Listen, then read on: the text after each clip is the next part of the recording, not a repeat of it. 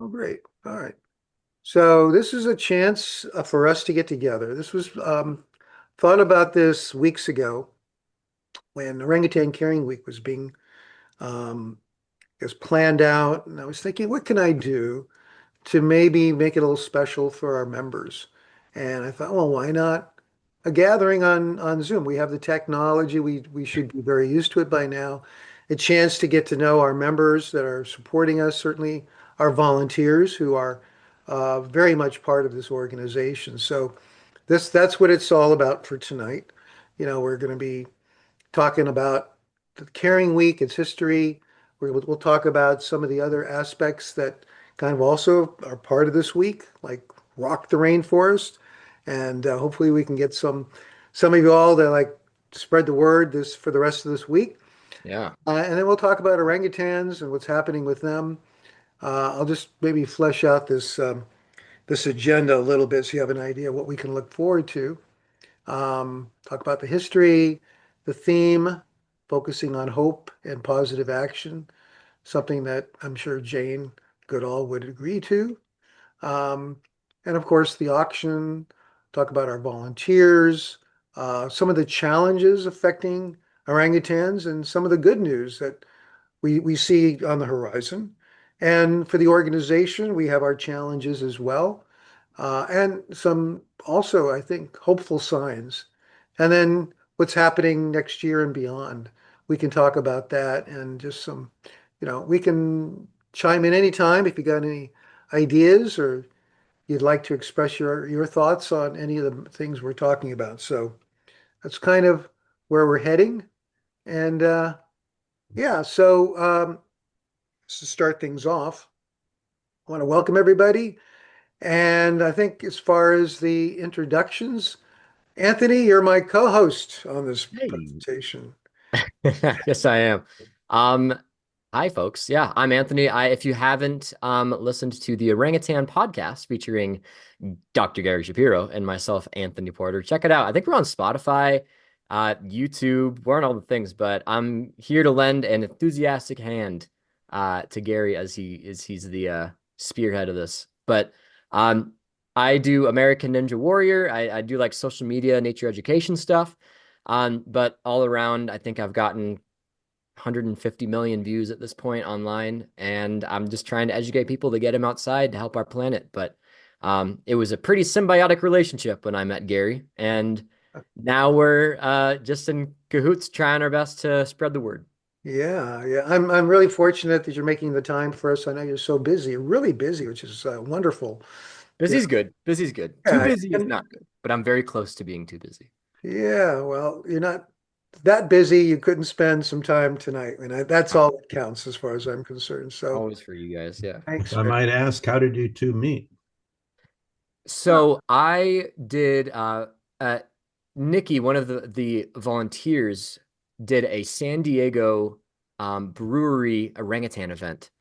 And I showed up because I loved orangutans and I was in the area. And then I had a few drinks in me, which was strategic. Great job, Nikki. And then I walked up to her and I'm like, listen, if you need anything, you tell me. And then she's like, we need actually a few things. And so she connected me with Gary. And then I went to the gala that was at the Indonesian consulate, probably back in 2021, 22, maybe. I can't remember. But yeah, Gary was just this shining light of enthusiasm. And I think we gravitated towards each other. Excellent. Excellent. Yeah, it was the beginning of a wonderful relationship. And Anthony also does the newsletters, the general newsletters that come out quarterly. So Right. apart from everything else that he's doing, the podcasts and all of that, he is there for us for the newsletters too. Oh, great. And yeah, so thank you. Um, let's see who else is here. We've got Jim. You're on the line. Thank you for showing up. And he just got came back from Indonesia. I think what another month and a half ago, Yeah, something like that. about a month ago. Yeah. Yeah. Awesome. So out to Bukit Lawang, and you saw the orangutans. You had a chance to trek into the forest, spend the night. Yeah. Um, that's great. That's great. And I think Anthony, of course, would certainly agree. Spending time in the forest in the wild, not going back to some, comfortable lodge. Although I'm sure you did that afterwards. Did Well, you yeah, I mean, have, we stayed on one of the boats, but okay. I stayed at Gary's house, which is Okay. part of the sell and auction package, and that was pretty great. That's great. Yeah, I saw that on the auction page there. I was looking to see what might be in there, thinking about it. Well, we'll talk a little bit more about that later. Yeah, I yeah. see Dan is on the line here too, and he's got himself muted. I don't know.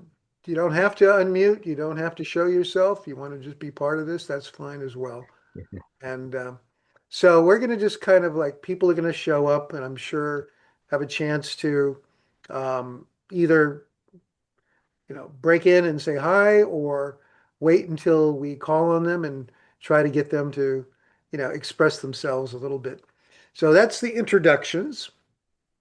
Um, I'd like to just say a little bit about Orangutan Caring Week and how it started, because I used to work and I was the co-founder of the Orangutan Foundation International back in 1985, 86.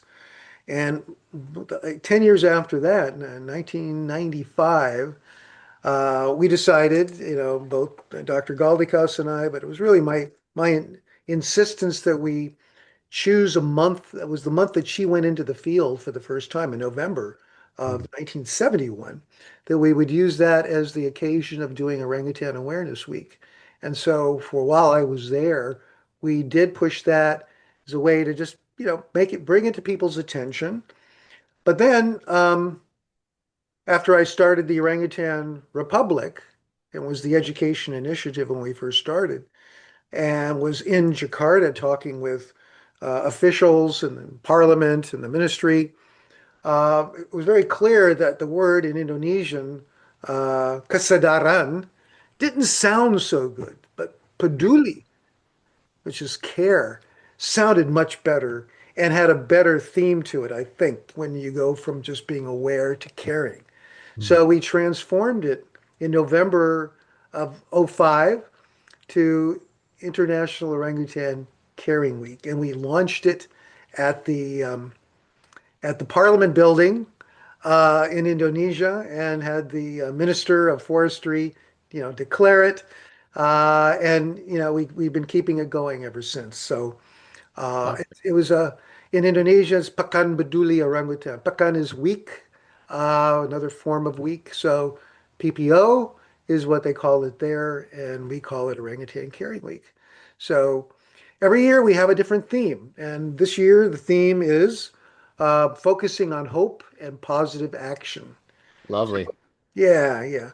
So, we kick it back and forth. One of our, well, I was the one spearheading it for a number of years, and then I got a volunteer named Holly Drayluck, who is with the Orangutan Aware Group, kind of just a coalition of some folks in Miami who helped her out. And so I asked her for her support. And so she's been helping me. And then there's a young lady, or a young lady, a woman in England named Greer. And so Greer and Holly are kind of spearheading Orangutan Caring, which was born out of Orangutan Caring Week. So they decided to create the website Orangutan Caring, which hosts, and I'll just show it to you real quick because I have that capability. Awesome. Let's see if I can bring it up. Well, You go into a fun history of it when we talk about it. I think it's on the most recent podcast episode that we pushed out, maybe the second to last recent. But yeah, there's a few fun stories that you mentioned in that one.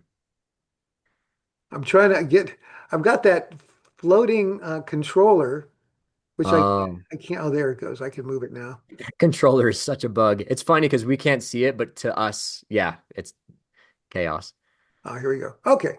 So this is the Awesome. website. Can you all see it? Yep. Yeah. So you can see it's orangutancaring.org. It used to be Orangutan Caring Week. And because we have more than just the week, as you know, we have Orangutan International Orangutan Day. There's Mothers for Missing Orangutan Mothers, and there's a number of events throughout the year. So the idea is to kind of put it all under one banner, and of course, it's got a lot of information on it, including if you want to look at the history, you can. There's a pull down for that. And so you can read about the origin. I talk about it here. And so that's Orangutan Caring Week. And our current, like I said, our theme is focusing on hope and positive action. So Very uh, good. yeah. Great. And following that, let me see if I can bring this up again. Ah, Rock the Rainforest. So, as you all know, one of the things we do is we do events during this time. A lot of them are online these days. Occasionally, we'll actually get together, and around the country, people will do this, host events. So, what we decided to do this year is start a an auction. We've done auctions before, but we branded it Rock the Rainforest. So we're trying it out for the first time. We're gonna see if we can bring more organizations into the collective, and we're going to try to help everybody out in some way. An organization who brings in their members, they can get like split the net proceeds on Mm, those items that were won by their supporter. And so that's kind of a simple thing to do. But we have a supplier that will provide us with the items, and we try to mark it up, modestly so we can actually make the difference between what we have to pay and what the final bidder gets. But these are all within the realm of what you would buy, if it was like a guitar by some famous musician or some memorabilia and collectibles. And if you go to click on this one link here, you'll actually go to the bidding site. Can you see that? Mhm. hmm Yeah. And you'll see some of the items that we have up for bid. And, they're in the 2 grand range plus. So, it's not inexpensive, but I'm sure there are people out there who are looking for a spectacular gift to give somebody that maybe likes a particular rock star, and it's available. They're not always available.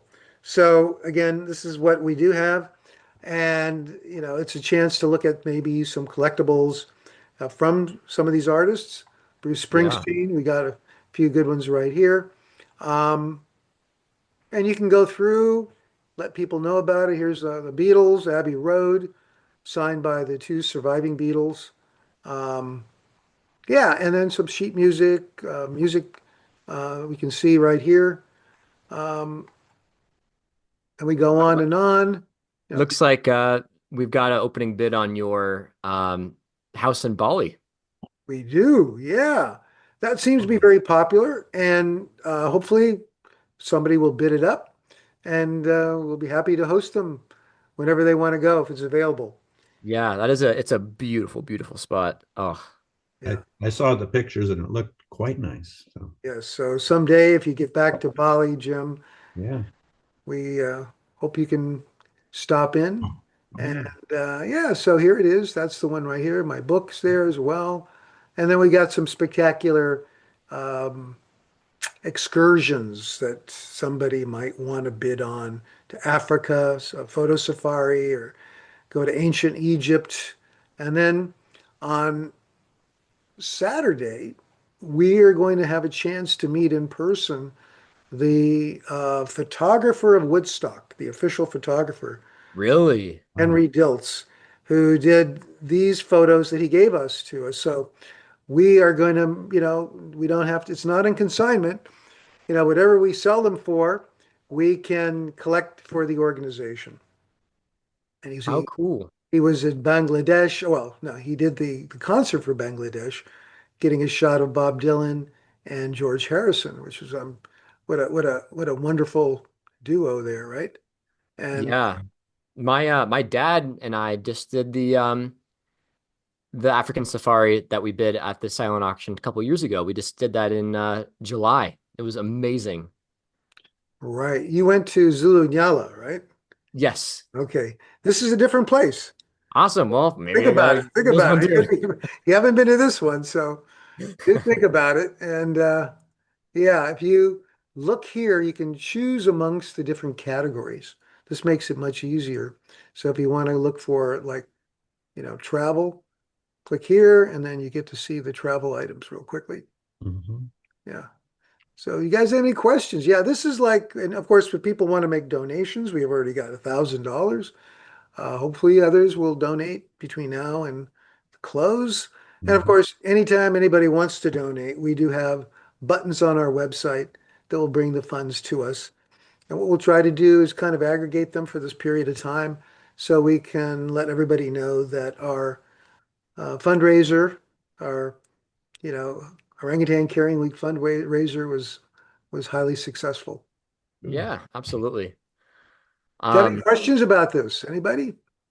let's see.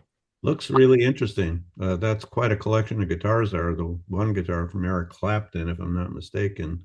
I didn't look at it in great detail, but that alone for that guitar is well over $2,000. Yeah, here If we it's the go. one I'm thinking it is. So, This is it right here. yeah, that one.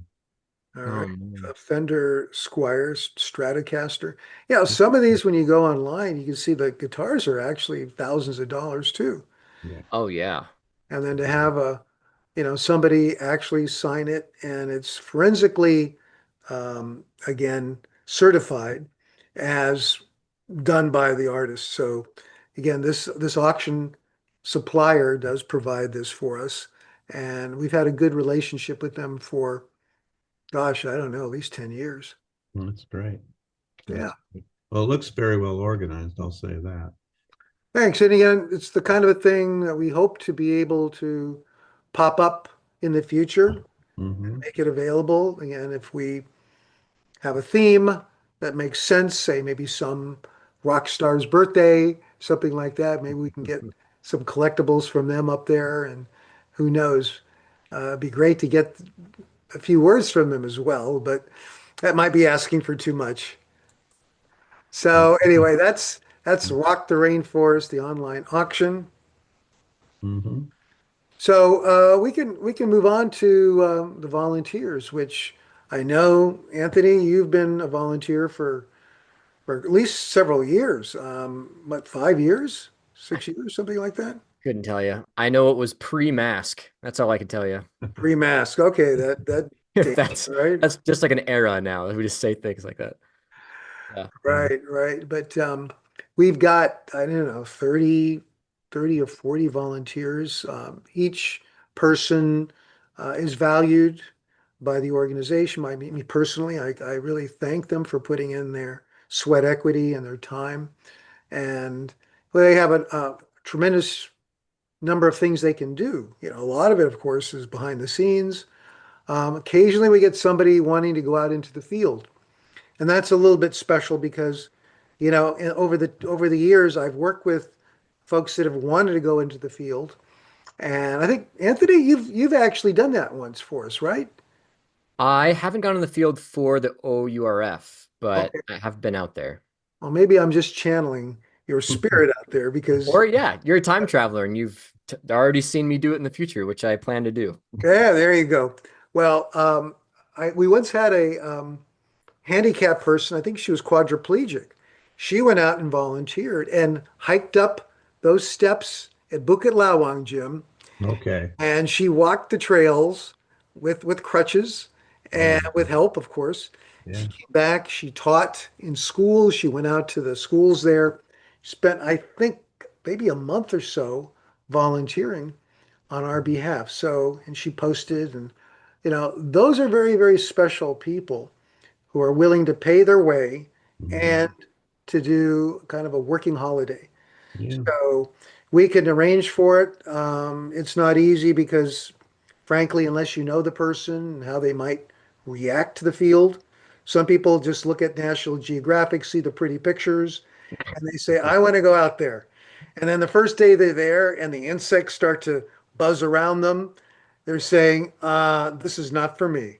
Yeah. Yeah. So to avoid having people disappointed, Mhm. we like to go through a vetting process, a much more rigorous vetting process for people who do want to go out to the field. But Mhm. anyone else that they, we go through the onboarding and we want to we want to know what skill sets they have, how much time they can commit to, and what experience they may have had with nonprofits.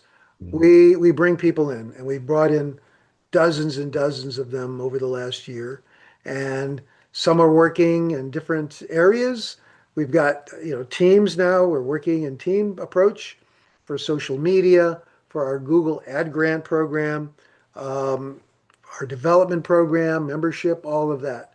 So Yeah. anybody listening that was curious about it and wants to get involved, we certainly invite them to come in and take a look, and we'll try to find a place for you. Well, what kind Exciting. of work do the volunteers do when they're in the field, like the quadriplegic woman who went there? Yeah, well, we kind of work with our partner there. Hmm. We have Yesan Sumatra Hijau Lestari, Yishel, which was the group that we helped stand up with funding.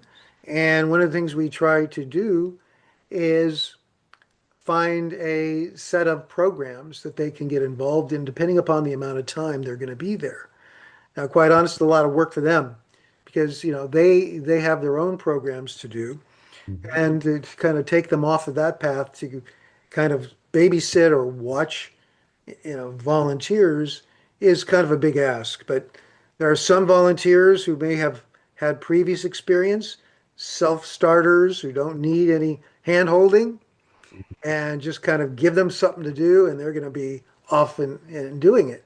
Anything from like maybe going into a school and providing some education, like maybe teaching some English, and it's just a variety of things. So um, partially it's really depends on the individual, how much time they have. A lot of folks, they just want to go out on a holiday and maybe do a couple of days looking around where our team does the work. Yeah. So that's kind of a very light volunteer experience.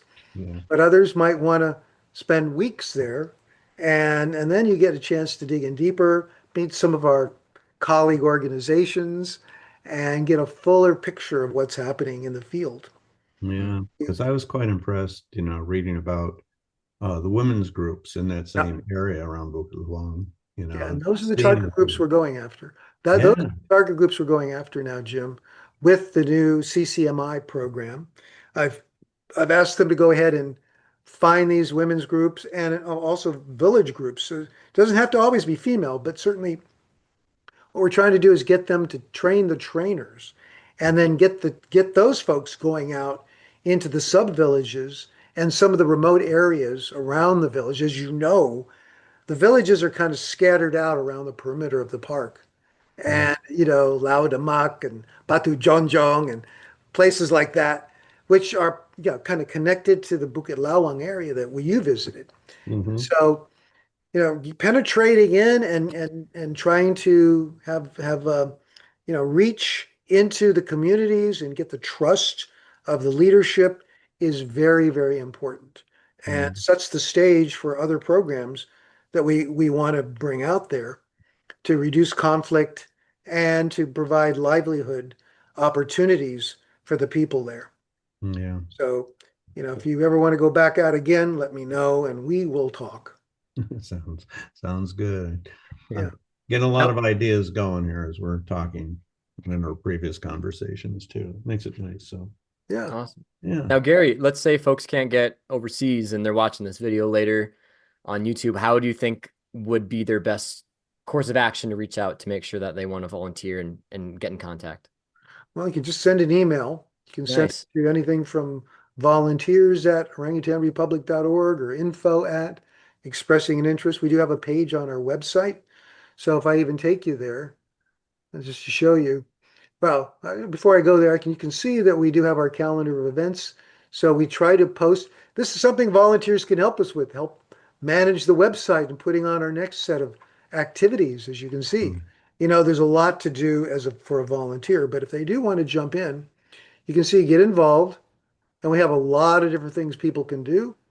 But on the volunteer page, you can see we work with one of the websites called volunteer match. I think Oh, it's nice. right here. Click on that. And you can see it talks about the mission. And we may or may not have anything up there right now. So that's another thing we have to do is, assess what needs we have. But if you want to just come in and contact us, you can do that as well by going to, oops, let's see, where are we?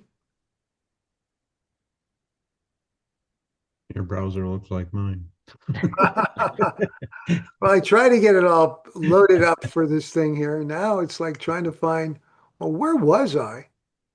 Well, while he's trying to find it, I also know that like when I first started, I didn't know what I wanted to do to volunteer to get involved. But a lot of it is it's at least stateside, a lot of it's outreach and making Right, sure you can spread the word. And so going to events, tabling at events, helping do fundraisers, right. and figuring out online programming to get things more outreaching online is it's pretty fun. It's a tactile little puzzle, and I'm having a hoot doing stuff alongside these folks. So if you folks are interested in watching this later, it's worth reaching out. And if you're curious, talk to me about it, and I'm happy to tell you more. Absolutely. Wonderful. Thank you. Thank you, Anthony. Yeah, And yeah. again, we have the special volunteer program. Occasionally, we seek qualified volunteers for placement in Indonesia. And you can always reach us at info@orangutanrepublic.org drop us a line. We'll probably get more sophisticated as time goes on to kind of onboard people. Mhm. Always looking for ways to do that. And yeah, so volunteers, highly valued, lots to do behind the scenes. And as Anthony pointed out, we've got Earth Day, in April. We typically do things around the country. We've had folks in Indiana tabling at fairs and in parks. We have them, of course, here in Southern California, and Mhm. it's always an opportunity to get out and meet with people, get them off their phones for a few minutes, have a face-to-face conversation about what's really going on. Well, Absolutely. yeah, this is really good. One of the things I've found, I was interested in Indonesia because I just fell in love with the culture, the country, the people, the food. I mean, everything about it.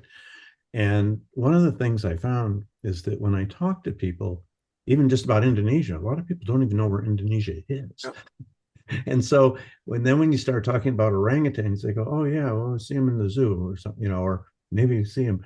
But the awareness, as you were saying before, uh, is really something to just even get people knowledgeable about what the issues are there. The palm oil Yeah. plantations and right. how that affects the livelihood of people out there, as well as how it, diminishes the terrain for the orangutans. Sure. There's just so much that people need to know, and getting that information out could be a major effort in and of itself. Just Yeah, man, Jim, I don't think we could have asked for a better segue into your Yeah, next I was book. gonna say, Look at that. because that's the next thing we're gonna talk all about. right, well, let's do Challenges it. Let's do it. affecting orangutans. And as somebody who's watched this unfold over 40 years, I can tell you that, while there are some years where deforestation might have dropped in Indonesia, as it did over the last, I don't know, maybe 5 years, especially during the last administration, during Joko Widodo's period of being president, there was a reduction in plantation development and deforestation. And so Indonesia kind of stood out amongst the tropical countries as having a good sign of reduced deforestation, and they deserved a pat on the back. But that's kind of changed now. Um, we all go through cycles. Mhm. Development has always been part of Indonesia's agenda. How they develop is always, of course, that's the devil in the detail. Are they going to do it sustainably, Mhm. or are they just going to give that lip service? And part of what we can do, particularly as guests in the country that may know about protocol and etiquette, is to engage them in the conversation in the right kind of a way to hopefully illuminate rather than to castigate or to look down our noses. I don't think we have any moral authority in this country to do that. But we have, I think, as those of us love Indonesia, who've watched it, an obligation to have an honest conversation with people who are willing to listen. And that includes people in positions of authority. And of course, part of what we're doing with our scholarship program is to educate young Indonesian conservationists who are going to go into government, into the Ministry of Forestry, and who will be in positions of power, who are going to be more receptive to listening to what we have to say. So again, it's, palm oil has been the problem du jour for the last 10 years. Before that, it was illegal logging. And there's always the issue of squatters going in, fires that are being set to clear land cheaply, Mm. um, and the illegal pet trade, which is a secondary aspect of this deforestation. Um, I shouldn't forget mining, mining Mhm. for coal in East Borneo or for zirconium in central Kalimantan, gold as well. Indonesia is a rich, rich country with minerals and natural resources. And it's kind of understandable that they want to bring their people out of poverty and bring them into kind of a robust middle class kind of society that can enjoy life in that country. We come in as Westerners always with probably more money in our pocket than they do. And of course, we would like them to maintain Indonesia as a natural wonder. And, Mhm. so we have to realize that's kind of almost a colonialist mentality, especially as tourists that want to go there and enjoy their country. So we have both of these perspectives we have to hold in our head at the same time. Mhm. We want to help them out.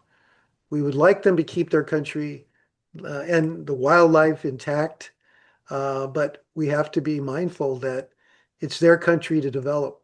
So how do we engage with them in that dialogue? And I think there's a lot of good hope. At least I've seen it, particularly as we get to know more and more of these organizations that are involved at the higher levels of government, the higher levels of society.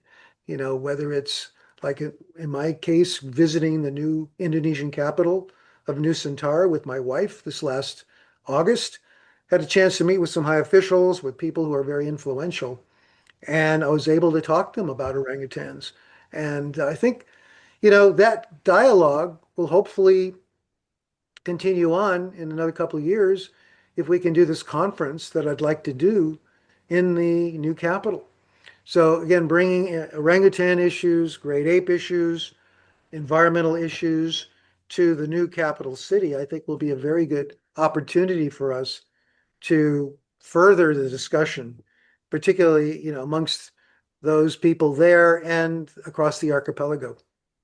That's awesome. Yeah, I mean, from what we see in a lot of the current changes for different countries, like the new South Korean president was completely elected by, I mean, from what people have been saying, like a Discord chats of the youth getting educated and just speaking up, and the same thing happening in I believe it was Iran with the ladies now starting to just be like, you know what, we're not gonna wear hijabs anymore. Like this is our right to branch out from this. And so it's all coming from people that are fighting the status quo. And I think the best way to do that is to educate, right? And I mean, at the Orangutan Republic Foundation, that's like it's bread and butter is the scholarships, the the childhood education, the stewardship for the next generation. I mean, for the challenges that you've spoken about, it seems like the hope is directly correlated with what we do.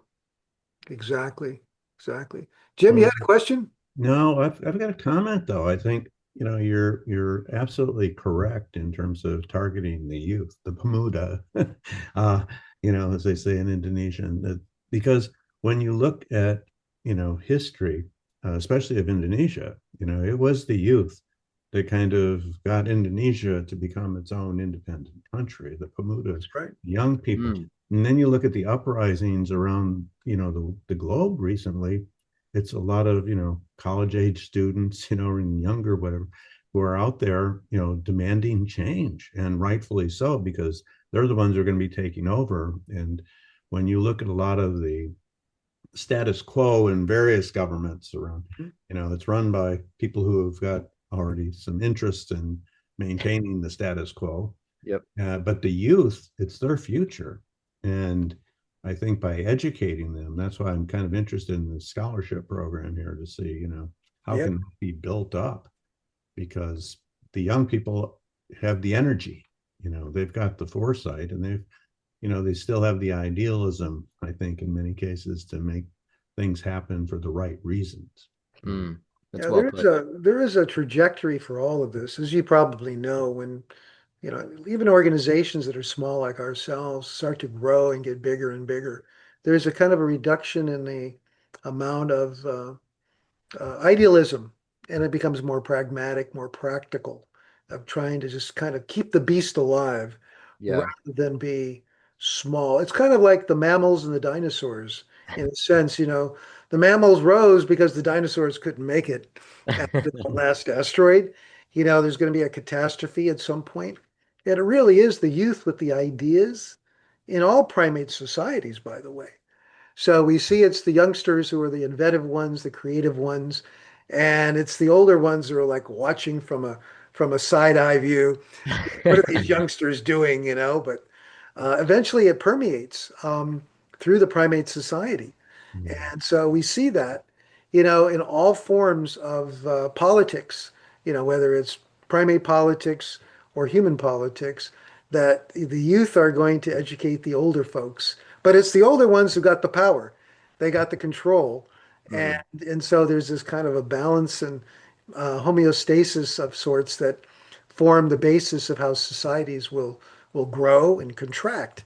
And I keep thinking about what Jane was talking about with Roots and Shoots, how she built that out and saw that as the future. And there's Roots and Shoots in, like, I don't know, like 80 or 90 countries around the world. So what we're doing as the Orangutan Republic is kind of similar to that, without this kind of turnkey program that she has, that's focusing on targeting education to college kids that are in those orangutan provinces that are, looking to get help in their tuition. And with just minimal amount of money, we've been able to provide 334 scholarships over the last 20 years, which I think is quite extraordinary for a small organization like ours. And Absolutely. yeah, so I want to keep that going. That's kind of the challenge. If you look at the last bullet point here, what are our challenges? It's certainly raising the money, which is why we're doing Rock the Rainforest. It's why I write grants, why I'm appealing to people all the time to support our mission. And this is where hopefully our folks that are not yet, becoming supporting members, they can help us in a couple of ways. If they don't have the funds to help us out for like $10 a month, help us find people, because we know this country is wealthy. America is, they do have a lot of folks with disposable income.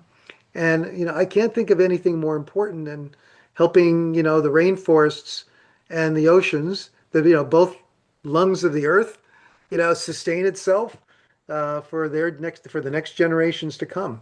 Uh, anyway, so that's my pitch. I don't know. Good one. No, it's a good one for sure. It's a noble one. Yeah. Yeah. So John is joining us. John Page, join us from your beautiful beach in Jackson, California. Exactly, yes. With the rain that's coming, it could well be true. So, How's it going, John? Good to see you again. hey, good to see you too. Sorry about the delay getting on board. No Was problem. finishing up a bunch of stuff. I had to dump what I had in my head before I got on here.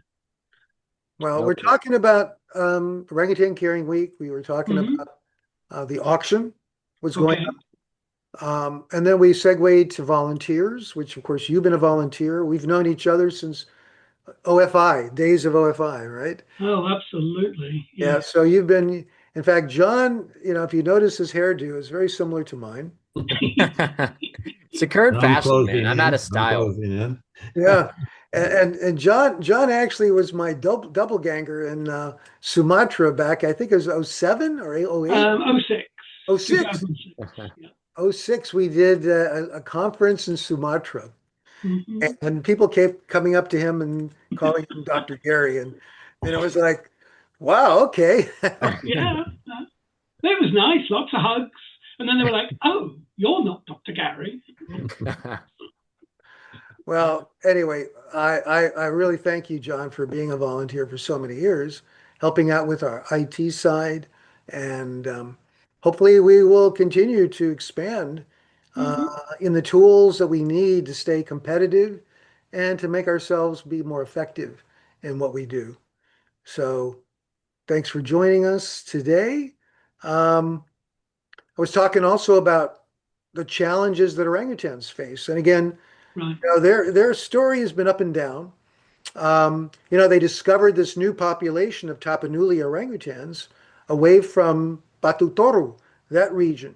It's a small, fragmented, relic population, but anything that adds to the 800 or so individuals is a plus. Hmm. So, one of the reasons why the numbers kept rising from the 80s, 90s, as we got into the new century was because they kept discovering new populations in Borneo. Yeah, it was really funny when I first started back in the 70s with orangutans. I think it was Barbara Harrison's estimate there were 5,000 orangutans on Borneo. It was very low ball, and then it was up to 25,000, and then it started going up and up, and now we know it's probably in the neighborhood of 100,000, plus or minus, 20,000. We Hmm. just really don't have good data on this because they don't go to polling places to tell us how many there are. We've got to use, nest surveys and an algorithm to kind of backtrack in how many there are.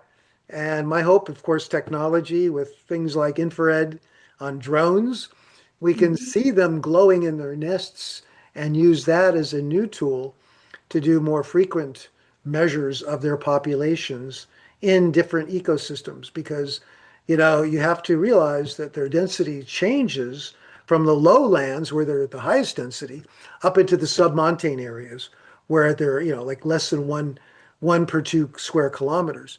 So all of that taken in the science will help us get better and better numbers. And yeah, technology is part of that. So I'm excited about that, just as I'm excited about the new private areas that we are partnering with some of the companies that we've helped to promote, uh, Right. watching over large tracts of rainforest. And so that becomes like an insurance policy for those remaining orangutans there and an area for ex-captives or translocated orangutans to find refuge. So, that's part of the hope that we have for the future. I'm very, very excited about that. Just as I'm excited about our rocket program, I think you may know about that. We've talked about that before. That's the Rainforest Orangutan Conservation Knowledge through Education and Technology, ROCKET. And we're building that out slowly with the universities in Indonesia that want to partner with us to start. And we're going to bring in technology, both new tech, high tech, as well as the old tech, honoring and acknowledging those of the indigenous tribes that have their technology and their way of looking at nature. We don't want to ignore them. We want to fuse that together into something that will be comprehensive, that students can take and be prepared to enter the conservation workforce after they graduate. So that's very, very exciting. We're going to get Silicon Valley involved. We're going Great. to find funding mechanisms similar to carbon and social credits that will help fund this whole thing and new scholarships in the years to come. So all this is in the future, and it gives me great hope. Coming down the pipeline. Yeah, that's awesome. That's very cool. Are there any new projects happening stateside that people can dip their toes into that maybe if they're curious about volunteering that is on the horizon? Well, I can't think of any really major ones apart from, we always want to produce new content Nice. for our website, or whether it's a revamp of some of the materials that are maybe dated, or it could be stories that are going to be compelling for social media or for, emails for the next newsletter. There's always something to help spread the word. Yeah. And clearly, for Earth Day next year, people should start thinking about what they might want to do if they would like to represent us in their neighborhood, to staff a booth, pass out materials, although everybody's going digital these days with QR codes. And, we're trying to reduce our carbon footprint when we can, but at the same time, we can be very, judicious about how we do give out flyers and Yeah. handouts, that kind of thing. What I've found sometimes I've put QR codes on pieces of candy, so Oh, they have to take it, and that works. And it's not a lot of paper either.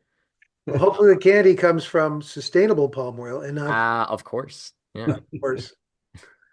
One of the things that kind of hooked me in years ago as I started learning about the orangutans, of course, I read The Intimate Ape. That was my entrance into the world, really. But then I started going on YouTube, and of course, I saw about the jungle school, that was being done in Borneo there, and it's so compelling. Of course, they're using a lot of behavior analytic type teaching methods for teaching the young orangutans the skills they need to be able to survive. And of course, that piqued my interest because I teach people how to teach, and so it was like perfect. But what's interesting is when I share those videos with some of my friends, right away they become more interested. It just piques their interest. And so I think, perhaps one suggestion that I have is, even some simple things like that are already there. Like I say, just getting people to look at those and go, oh, and if you want to learn more, here we go. We got more details. But I just share that as a thought because that really got me going. And when I talk about it with my friends and colleagues, they get excited too. And I said, well, you just got to watch this. Well, thank you for that, Jim. And again, Anthony is probably one of the folks out there in our group that's done an amazing job with videos and involving people. He's got a number of viral videos that has, I think, been recognized by advertisers and sponsors and that kind of thing. We need volunteers who are good with video editing to help us slice and dice some of our content into the kinds of, media that is going to be, you know, digested and by younger folks that want to get more involved. And so that's always a value. And we've been getting actually interest from people. Recently, I've got after this week is over, I'll be onboarding some of those folks and Awesome. find out what they can do. I've got archive footage from decades ago that need to be repurposed.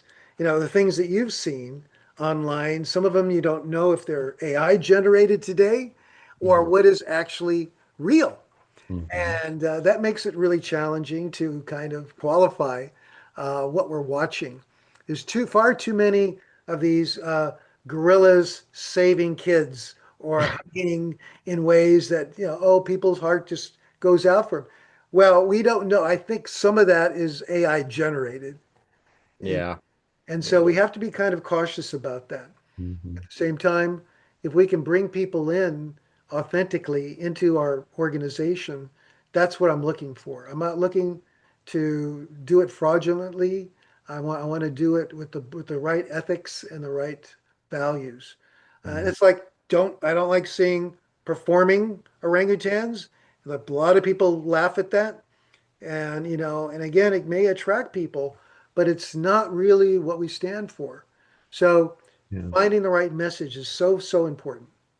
Yeah. Yeah, and that's what I think, like the ones from the jungle school that I watched. I mean, it's Yeah. really heartwarming and it Mhm. gets people it gets that emotional reaction that, wow, this is really cool what these people are doing there. And isn't it great that here you have these young orangutans that, may have lost their mothers, because of poachers or whatever. And now all of a sudden here they are, or they're abandoned, or they're misused as pets. And now all of a sudden they're doing something that just seems like the right thing to be doing.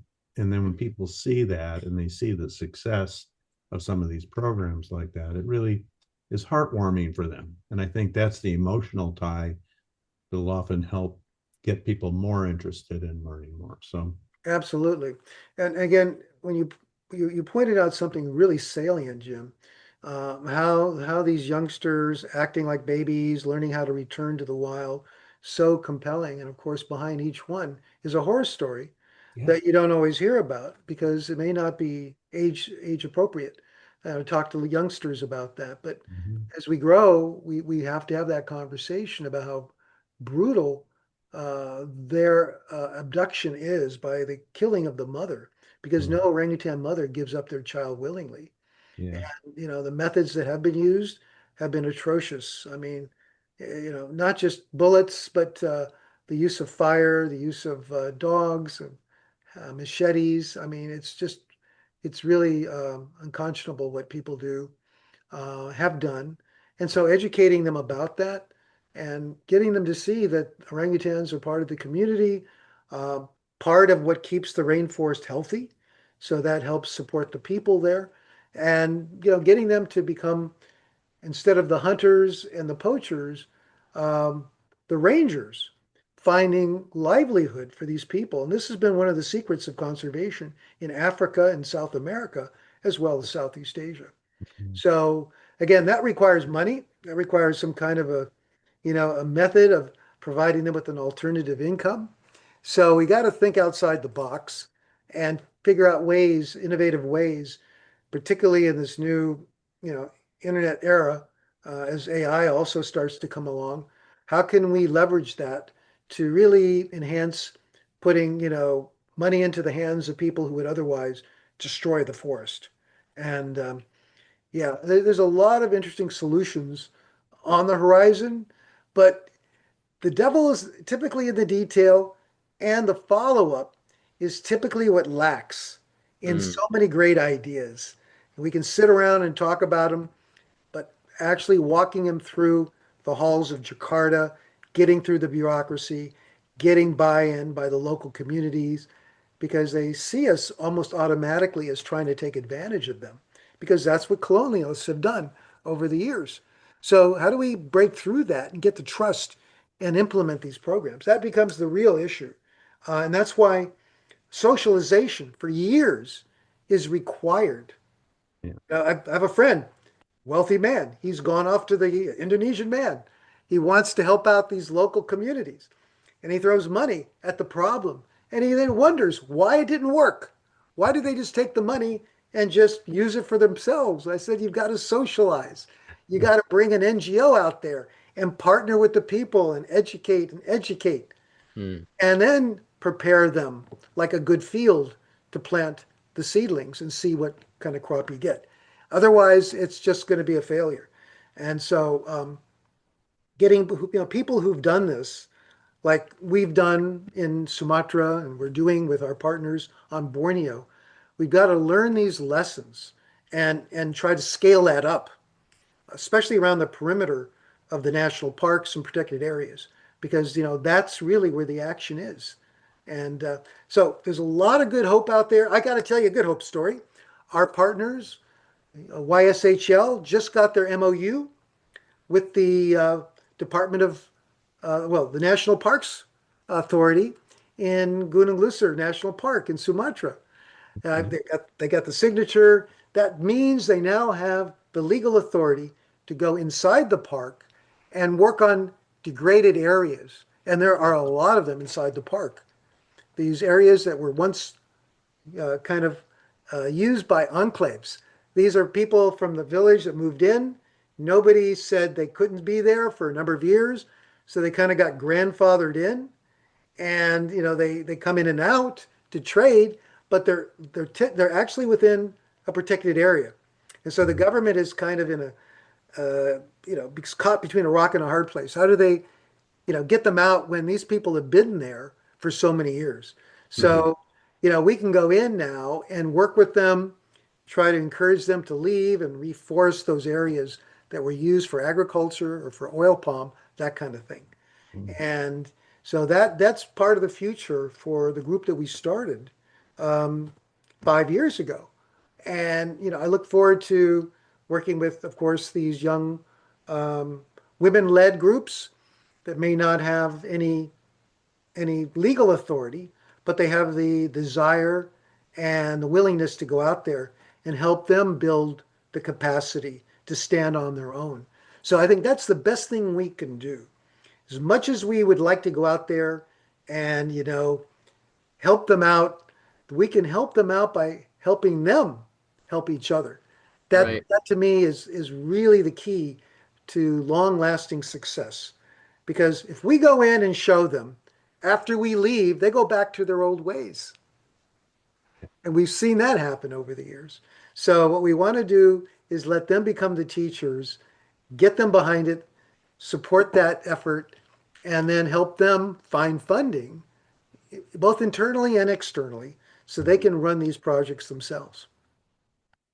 Yeah, they have to make the projects their own, because you can't just come in. It's the same thing when I've done work in special education classrooms. You can't just go in and tell them what to do and walk out. You got to teach them, the appropriate types of methods to get the most effectiveness, from their work that they're doing. Because most people care, if they, they have the heart, I always say, but they need the technology, to kind of help them do what they're what you would like them to do for their own benefit better. Okay, so I agree with you on that. I mean, you can't just come in and walk out.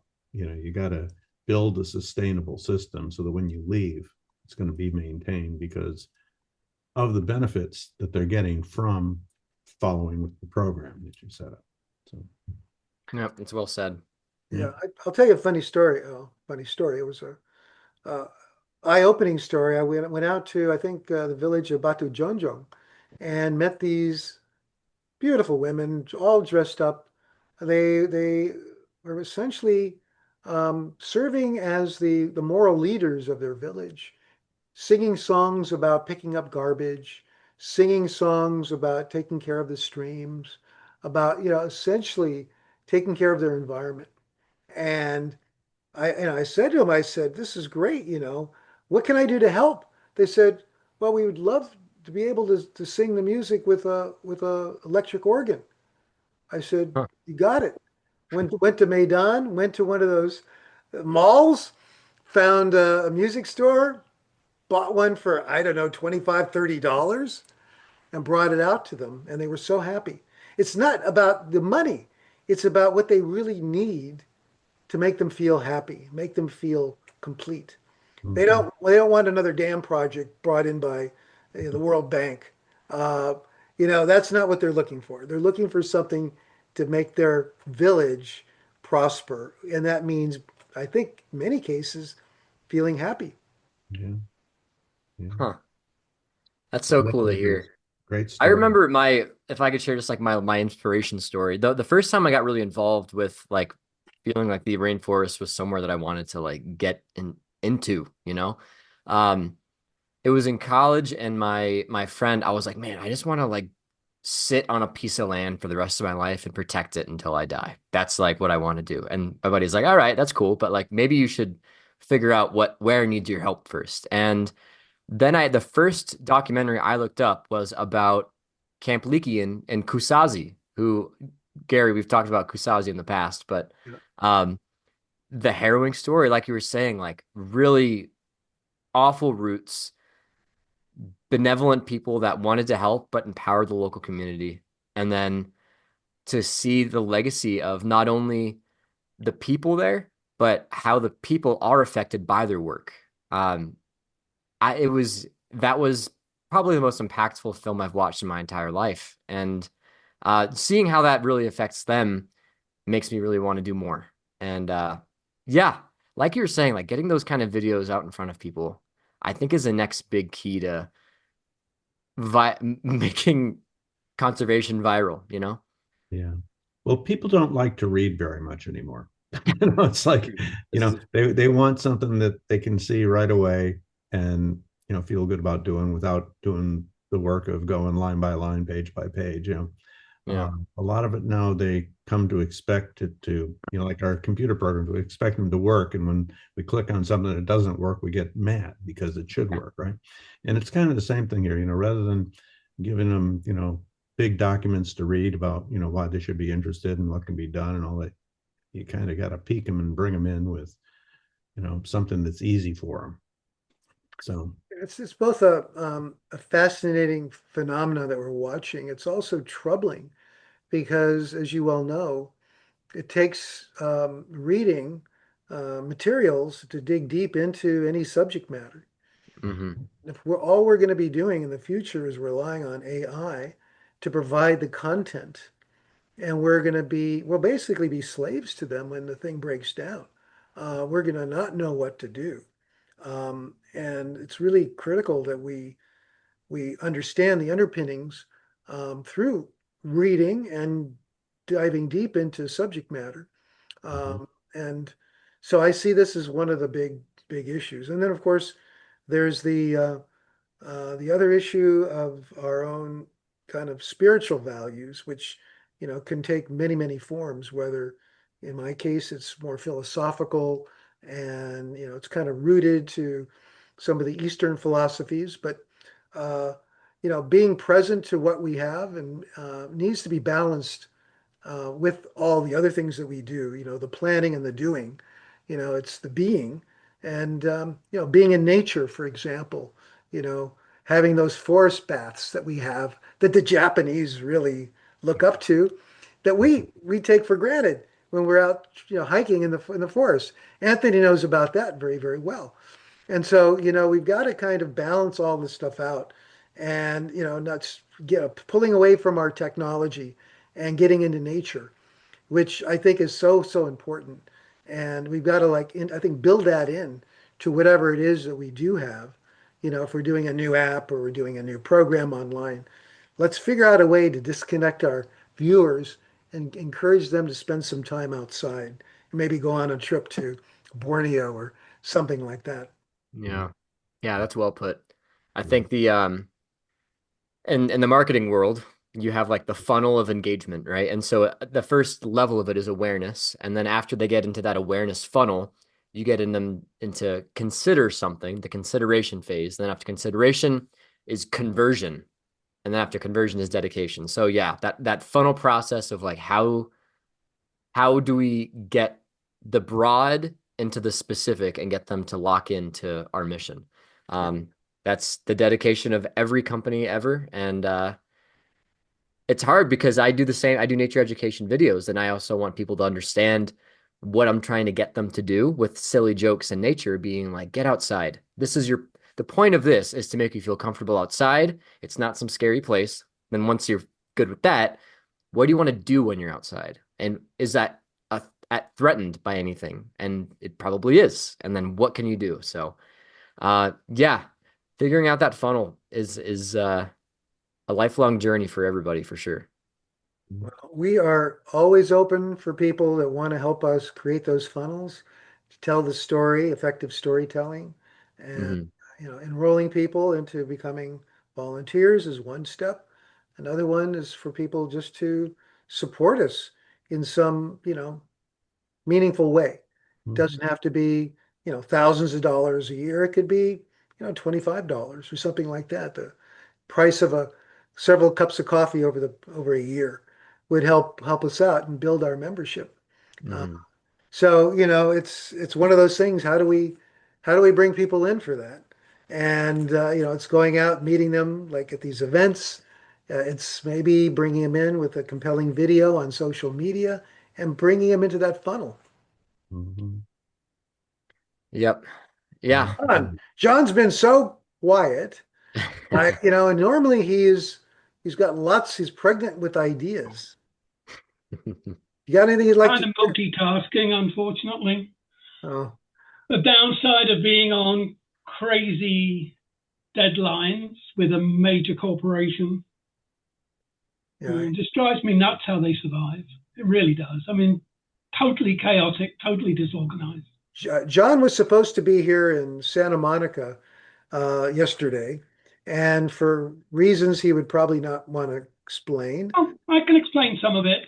I mean, one part was the whole flights issue and the fact that unlike England, where I could have gotten on a train and 3 hours later I would be in Los Angeles, it was 14 hours if it was on time. Oh, And it's wow. like, well, that's ridiculous. Plus, in the British trains, even in what we might consider coach and not first class, you still have a full-size table, so you can put your laptop up there and you can work. No. Amtrak, it's a airline flop-down thing off the back of the seat in front, provided they don't do something stupid and mean you can't use it. So well, that's not going to work. And then I have a contract with Google at the moment. I've become part of their contractor external workforce, and it was supposed to be finished October 31st, but they dragged their feet on the design document. It wasn't myself or the company I contract through. We're all kind of like scrambling now because, they moved the delivery date, but only to the end of next week. And we're trying to get what should have taken 4 to 5 weeks done in 10 days. Oh, wow. Yeah. So, I deliberately took time out because I was getting technology blindness reading through all these documents. I can't tell you about those because they're all marked internal and confidential, but I needed a break from that. But then I've got another system because I got frustrated with the various computer programming, artificial intelligence assistants that are out there. They are worse than a junior tech developer with ADHD in the worst possible way. They don't listen, they hallucinate, there's all kinds of junk they produce. So I started researching, well, could I create my own? So one of the other things I'm trying to resolve is the hardware. I've got most of it. And I think I've found the right graphic processing units, funnily enough, being shipped back from China. So we'll see if they actually arrive. And then I'll have a little mini machine learning AI development thing going on in my dining room. So Oh, that's boy. where I'm at the moment. So, Well, John, through all that, thanks for hanging out with us today. I appreciate it. Oh, you're welcome. I mean, it's nice to, do something different. But then I've got 2 outdoor kitties that like to be indoors, and it's just thinking about starting to rain. So I thought I heard them come in because if I don't do something, they'll make so much noise. I mean, it's like, but you're outdoor cats, and they're like, well, yeah, okay, humans feed me. So yeah, so John was supposed to be here. He was going to help me with security at our Saturday night wrap-up party at the Record Surplus down the street from where I live, where Henry Diltz, the photographer from Woodstock, he was the official Woodstock photographer, and he's done album covers, has hundreds of them. He's going to be our special guest, and we're going to be telling story. He'll be telling stories, and instead of your being there, John, you'll just have to listen to it on social media. well, yeah, that is one of the side benefits of all the techie stuff. That's for sure. Yeah, it's hard to miss I stuff will be now. able to do that. Yeah. Yeah. And then, if you need me to growl at people, I can do that. I mean, you can just hold up the phone and I'll growl at them if they're not supposed to be there. Well, I would expect you to bring your Star Wars garb, and you could Oh, the full Obi-Wan deal Obi-Wan my with your right. lightsaber. You could take, do them in Yep. easy time. Definitely, that would have been kind of fun. Yeah. Okay. Anyway, Anthony, I'm hoping you might say a little bit more about the podcast that you mentioned early on. Oh, yeah. I think we've got 6 or 7 episodes out at this point over the course of a couple years. It's really been on my plate to get down there and do better podcasting with Gary. But it's really just been a really great way to, first off, get Gary's story just out in the digital world, which is super cool. But two, kind of perpetuate the mission through storytelling of the OURF. And so we started off, Gary, I don't know, it must have been in 2023, doing a couple episodes, but it's literally called, we got the name, The Orangutan Podcast. Oh, So wonderful. you can say, if I say it out loud, my Alexa will hear me, but if you say, Alexa, play the Orangutan Podcast, it will actually go and play it. But yeah, it's been a bit of like a storytelling trials and triumphs kind of I don't know, allegory is not the right word, but compendium of stories through the eyes of Gary. And I've been there prodding him with sophomore questions for the pleb viewer. And yeah, I don't know. It's fun. We make a good team. You're a Well, great interviewer. And again, that's part of what makes a good program is having that back and forth. I mean, it's one thing to just for me just to talk, talk, talk, talk, you're gonna fall asleep. But when Anthony breaks it up and adds his own commentary, it really livens it up and I think makes it compelling to listen to. It's So funny because I always try to catch him. I had like these trivia things I did the last few episodes where I would be like, all right, Gary, like, do you know what this plant is called? And I show a picture, and not only does he know the name of the plant, he tells me the full taxonomic name and where he would find it and the stories about how he's touched it. I, Oh my God. that ability is waning quickly as I age. So just let you know. But yeah. one of the cool things is I've been like going through my, I'm not sure if you can see it here, my old diary that I wrote when I was in Borneo for the first time and finding, pages I hadn't read in so many years. Uh, Mm, and then stories that I'm now processing with the large language models like chat, taking it from just the notes, but really fleshing it out into a nice story, putting those out there for the public. So, those are kinds of things we could talk about as well in the future. absolutely, Gary. Well, I think we're due. Well, thank you for that. Thank you for that. I'll have to Yeah. look at them. Listen Yeah, to. it's a fun little thing. I think the first couple episodes are a little challenging as I was getting my video editing and auditory skills down. But after that, it takes off. And the more recent episodes, it's just more gleeful banter between the two of us and some fun things Good. happening. That's, But I'll check them out. I'll check them out. Check them out. And then also, if you go to my webpage, I guess personal one, or GaryLShapiro.info, there's a number of papers and talks and interviews and that kind of thing Okay. that, can provide more information. I did want to talk about 2026 and beyond, just quickly. lovely. It's not going to be long before we hit another year. Um, it'll be a political year, of course, but it's also a year that could, be a breakout year for the organization. I'm always hoping for that. Um, I'm planning on doing a eco tour with Jack Dalton to central Kalimantan in late June.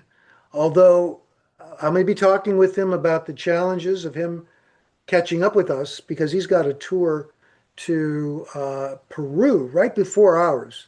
Oh, And I'm not sure he's going to be able to make it on time for the first day, which is going to be critical.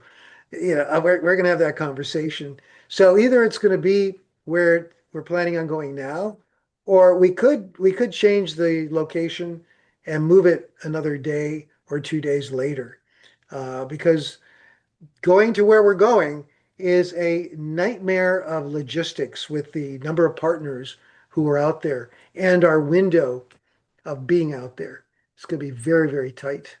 So I'm looking forward to it because I'll be interacting with the university, the students out there, going to a real field station, not as an ecotourist, but as a field school, getting the right permits to do that. It's not going to be easy. We need a sponsor. And again, logistically, it's going to be very challenging. But if we can pull it off, I think it'll be worthwhile for anybody going out. And we lovely. room for like maybe 5 or 6 more people. Good. Good. Sounds What's interesting. the full roster look like? How many people would be going in total? About 10. Nice. All right. Yeah. So it's gonna be a small group and spending the night at Eric Vogel's field school. She's got it in the Tuanan area. That's the area of just east of Palenqueraya, different Lovely. river system. You got to drive out to a point. You got to take the boat upriver. You got to hike in, and she's got a field station in the only study area outside of a national park. So it's doesn't have the national park status, but it is a protected area called Bloc Khusus, which is a new name for the area that had to be redesignated over the last couple of months. So in this area, there's like wild orangutans that we are going to be guaranteed to see. And you can't always do that in the Mhm. Sabanga National Park, which is the other area we'll be going to. And so we're going to see that baby school, but perhaps not the school itself, but the islands that the foundation, the Boss Foundation manages. So we'll Mm. be going to some of those islands and circling them with boats. I'm still trying to get permission maybe to go in to see the babies themselves, but it's very sensitive politically. I could imagine that. Absolutely. Yeah. Yeah, I actually was hoping to get to Borneo when I was out there in September, but you're right, the logistics is just a nightmare to try to figure out some of those details. But also, I tried to get into the jungle school too, but they had just moved and Yeah. they were being very protective. And so I Yeah. found, well, maybe I'll try again a little later. It is really, really difficult. And I know the people there and they've made it hard for me. So Yeah. you can only imagine. So that's one thing we'll be doing next year. We may be doing a gala once again. We have a place and we just got to figure out the right timing. It might be around Earth Day, that period. It could be maybe later Okay. in August or September. I don't know.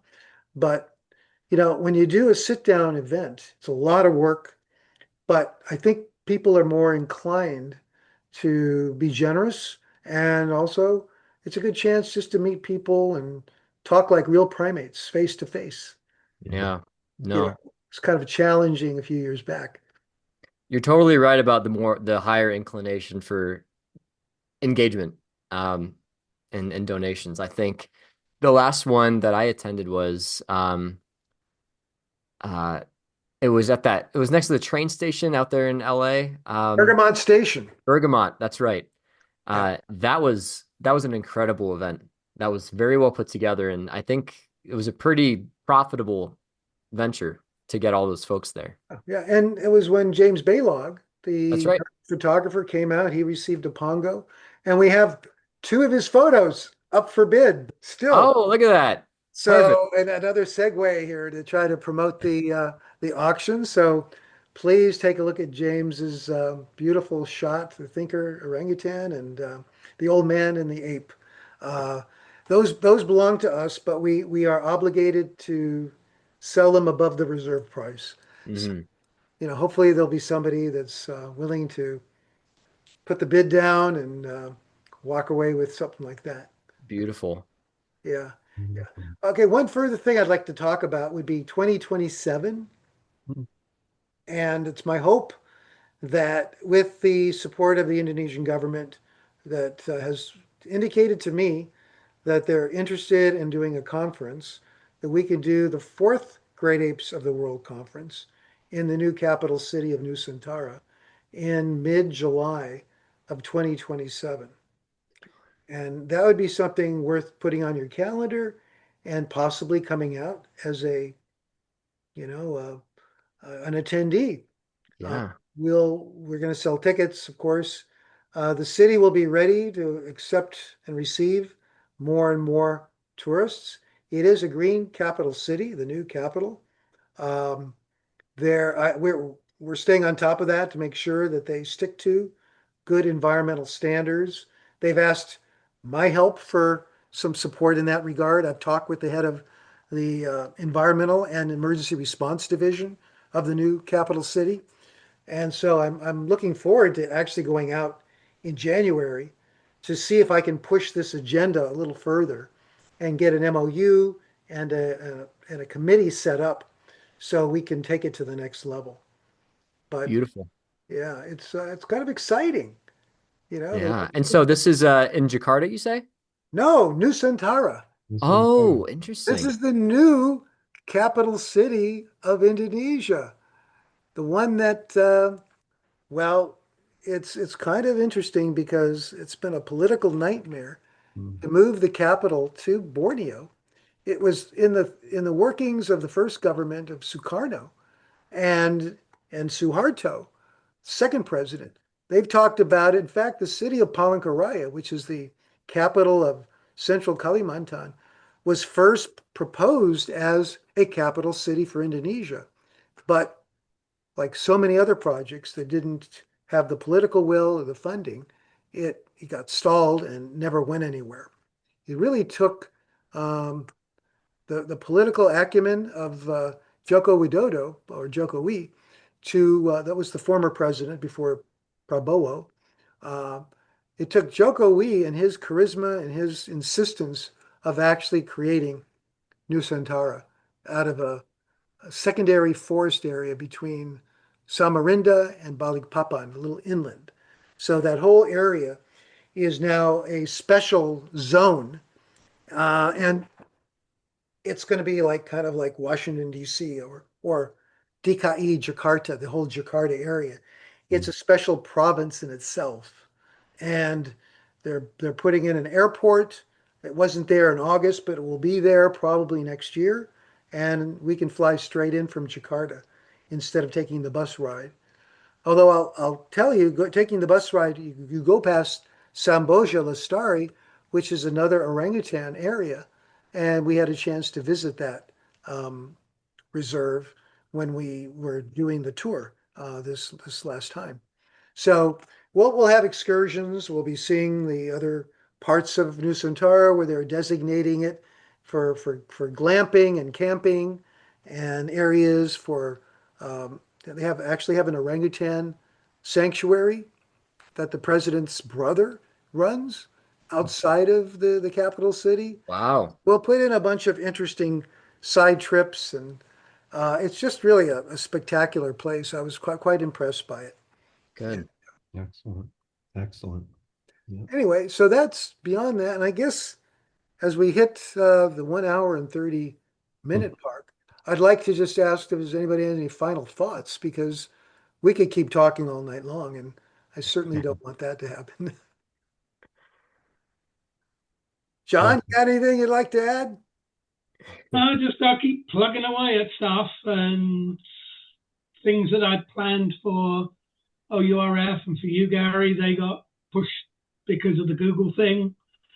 So once that's done and out the way, I can get back on board with that side of it. Great. And as I've said before, if you make any changes on the Rock the Rainforest thing, just let me know so I can republish it for you. So far, so good. Thanks, John, and You're welcome. thanks for standing by. And Jim, you have any final thoughts? yeah, I just, I really appreciate you guys hosting this tonight. I think it's really been informative for me. And I think, when others see this, I hope that, other people will, come in and check out this video, the recording. There's so much information here. I think the mission of the foundation is a great one. You've got a lot going on. You've got a lot going on. Oh, yeah. And I can see where support is needed. Like you say, it's not just all financial. Financial's great too, but just people being willing to kind of help spread the word. Like I said earlier, people don't even know where Indonesia is when I talk to them. It's like, and so, let alone the orangutans and how these beings are just like us. I mean, 97, 98% of our DNA, and they're such intelligent individuals that, protecting them is so important, and I think the way getting the word out to as many people as possible so that people kind of become engaged and, at least have this on their radar screen that this is an issue. Yeah. Is so important. So I really support the mission of the foundation and hope that, maybe I can help out in some way.